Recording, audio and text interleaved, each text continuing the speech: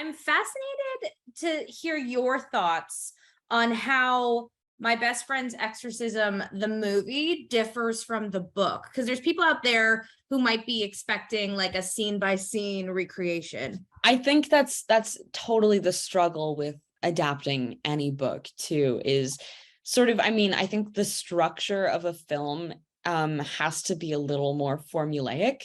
Mhm.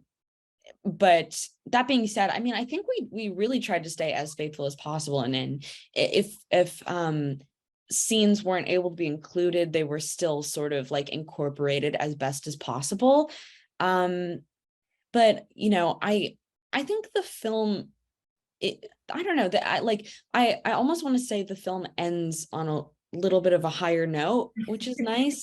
Like it could the book goes a little further in the timeline than the film does, which is kind of nice, especially if you want to watch the movie first and then go back and read the book and get a little more like conclusion, I guess. Right. But yeah, anyways, I think we really tried to stay as faithful as possible though. I do have to say, you're building quite the horror resume now. You got Texas Chainsaw Massacre under your belt, now Best Friend's Exorcism. One, we're wondering, are you personally a fan of the genre? And two, what does it take to pull off like a good horror movie?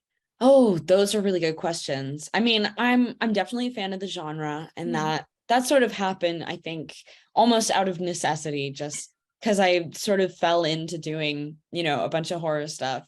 So I really love horror films and just the genre as a whole. But in terms of making a good horror film, I think, I mean, the most important thing to me, and sort of the only thing that I have dominion over, I guess, is trying to make sure that you really care about the characters who are involved.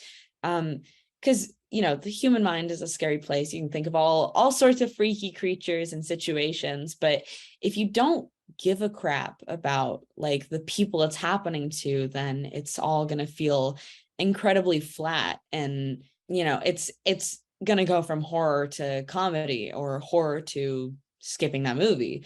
But I think treating horror films as an actor like their drama films is the only way to go about it.